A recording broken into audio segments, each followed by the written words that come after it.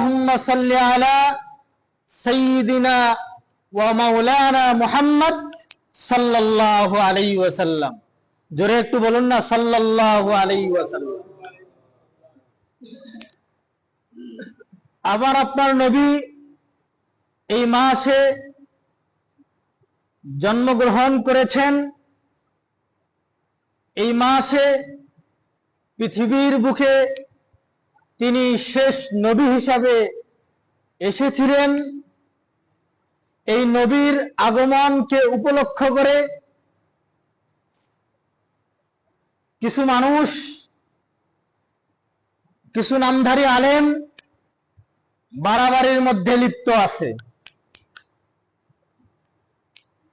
এই নবীর আগমনকে উপলক্ষ করে কিছু মানুষ বেদাতের মধ্যে লিপ্ত আছে। এই নবীর আগমনকে উপলক্ষ করে আমরা মুসলমান কেউ নিজেকে সুন্নি দাবি করি, আবার সুন্নতের অনুকরণ করি না। আছে না এরকম মুসলমান? সুন্নি দাবি করে কিন্তু নবীর সুন্নত তার মধ্যে নাই। সম্মানিত উপস্থিতি, এই ঈদে মিলাদুন নবী, এই ঈদে মিলাদুন নবীর আবির্ভাব কবে থেকে শুরু হলো? এই ঈদে মিলাদুন নবী আপনার আমার নবীর জামানায় নবী পালন করে নাই। সাহাবায়ে কেরামরা এই ঈদে মিলাদুন নবী পালন করে নাই। তবে তাবিঈন, আইম্মায়ে মুজতাহিদিন, সালফে সালিহিন, এই সোনালী যুগের বড় বড় ফকিহগণ, মুহাদ্দিস, মুহাক্কিক, বুজুর্গগণ কেউ এই ঈদে মিলাদুন নবী পালন করে নাই। ইতিহাসের কিতাবগুলোতে, ইতিহাস যদি আপনি আমি পড়ি, সর্বোচ্চ কিতাব ইতিহাসের কিতাব সিরাতে ইবনে হিশাম, সিরাতে মুস্তাফা, সিরাতে খাতামুল আম্বিয়া, এই সমস্ত কিতাবের মধ্যে রাসূল সাল্লাল্লাহু আলাইহি ওয়াসাল্লামের জন্ম নিয়ে, জন্ম তারিখ নিয়ে মতভেদ রয়েছে। কেউ কেউ বলেন এই রবিউল আউয়াল মাসে আপনার আমার নবী জন্ম লাভ করেছে, এ ব্যাপারে কারো দ্বিমত নাই। তবে তারিখ নিয়ে, কত তারিখে নবী করিম সাল্লাল্লাহু আলাইহি ওয়াসাল্লাম জন্মগ্রহণ করেছে, এ ব্যাপারে মতভেদ আছে। কেউ বলে যে 8 রবিউল আউয়াল আপনার আমার নবী দুনিয়ার মধ্যে এসেছিলেন। আবার কেউ বলে 9 রবিউল আউয়াল দুনিয়ার মধ্যে এসেছেন। কেউ বলে 12 রবিউল আউয়াল আপনার আমার নবী এই দুনিয়ার মধ্যে এসেছেন। কিন্তু বড় বড় ইতিহাসের কিতাবের মধ্যে পাওয়া যায় সবার ঐক্যমতে 9 রবিউল আউয়াল আপনার আমার নবী দুনিয়ার মধ্যে এসেছেন। তাহলে যারা বলে যে 12 রবিউল আউয়াল নবী করিম সাল্লাল্লাহু আলাইহি ওয়াসাল্লাম দুনিয়ার মধ্যে এসেছেন, এটা একটা ভুল ধারণা। এটা ভুল ধারণা। অধিকাংশ ফকিহগণের মতামত, ইতিহাসবিদদের মতামত 9 রবিউল আউয়াল আপনার আমার নবী এসেছেন। প্রত্যেকের একমত, সবাই একমত যে এই নবী আবার এই 12 রবিউল আউয়ালেই দুনিয়া থেকে বিদায় নিয়ে চলে গেছেন। সেই তারিখটি হলো 12 রবিউল আউয়াল। কত তারিখ বলেন দেখি? 12 রবিউল আউয়াল। কথাগুলো ভালোভাবে বুঝবেন, ভালোভাবে শুনবেন, কথাগুলো ভালোভাবে শুনবেন, কথাগুলো রেকর্ড হচ্ছে।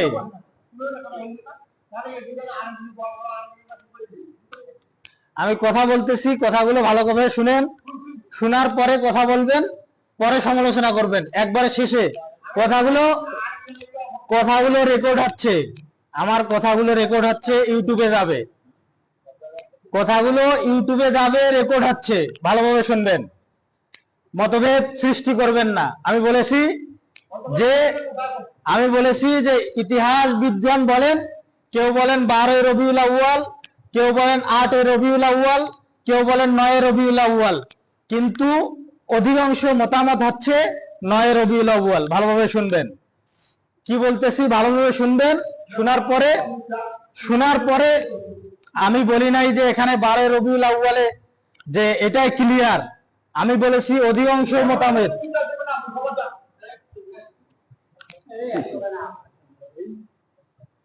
বুঝে না বাঙালি বুঝে না, কথা শুনেন, বাঙালি বুঝতে হবে। ইতিহাস পরে বলতেছি, এটা ফাও ফাও এখানে আসি নাই।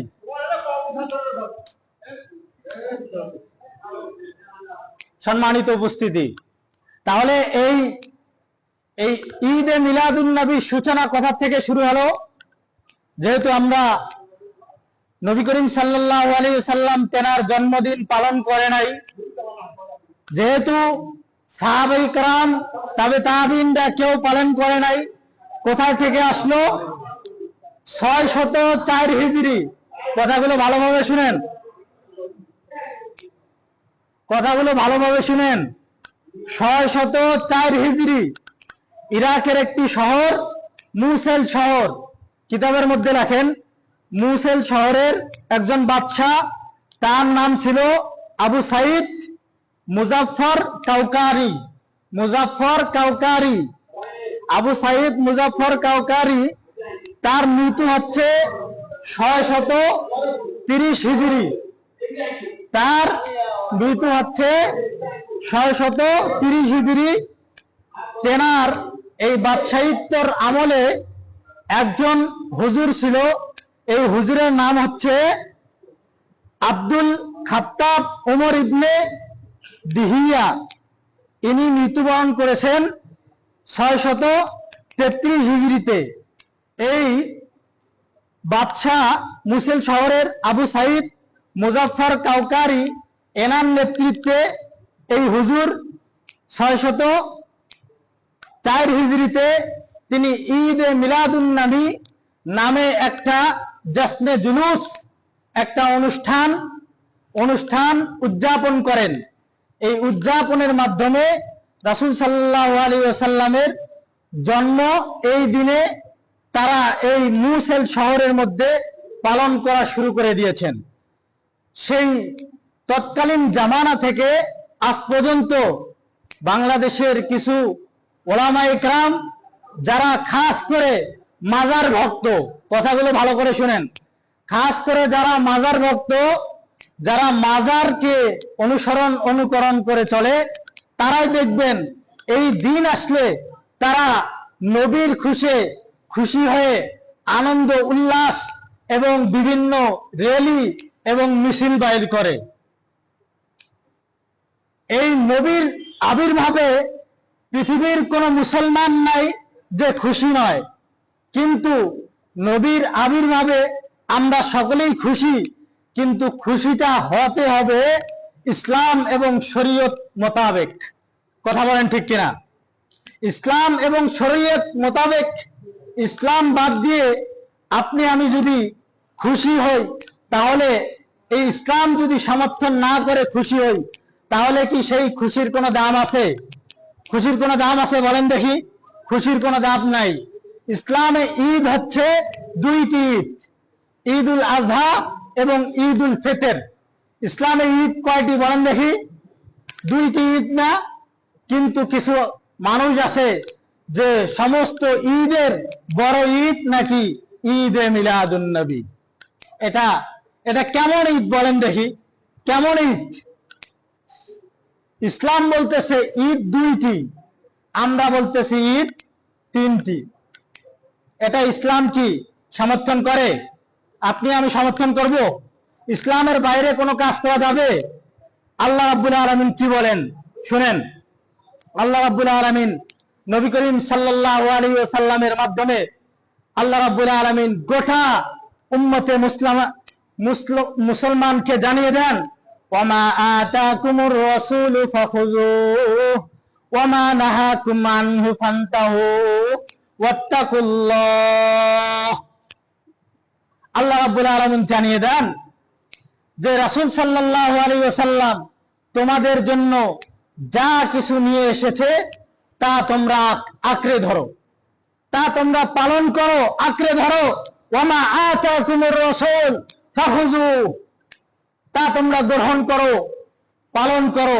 ওয়ামা নাহাকুম আনহু ফান্তাহু, এবং রাসূল সাল্লাল্লাহু আলাইহি ওয়াসাল্লাম যা করতে নিষেধ করেছেন, যা বর্জন করতে বলেছেন, তা থেকে তোমরা বিরত থাকো।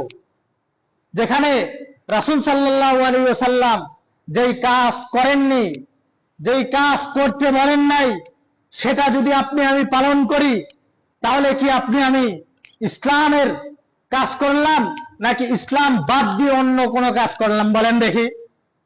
আল্লাহ যেখানে বলতেছেন ওয়ামা আতাকুমুর রাসূল ফাখুযু ওয়ামা নাহাকুম আনহু ফান্তাহু, রাসূল সাল্লাল্লাহু আলাইহি ওয়াসাল্লাম যা কিছু নিয়ে এসেছে তা তোমরা আঁকড়ে ধরো।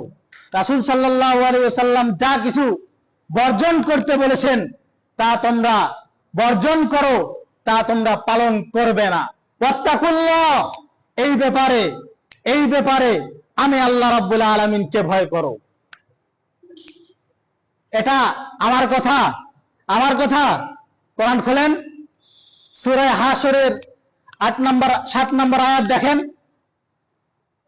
7 নম্বর আয়াত দেখেন, রাসূল সাল্লাল্লাহু আলাইহি ওয়াসাল্লাম কি বলেন? কুল্লু বিদআতিন দালালা ওয়া কুল্লু দালালাতিন ফিন্নার। যেটা বিষয়ে রাসূল সাল্লাল্লাহু আলাইহি ওয়াসাল্লাম বলে নাই, কোরআন বলে নাই, যে ইসলামের মধ্যে নতুন কোন শরীয়ত আবিষ্কার করে যদি পালন করা হয়, এটা হচ্ছে বেদাত। কুল্লু বিদআতিন দালালা, প্রত্যেকটা বেদাত গুমরাহি।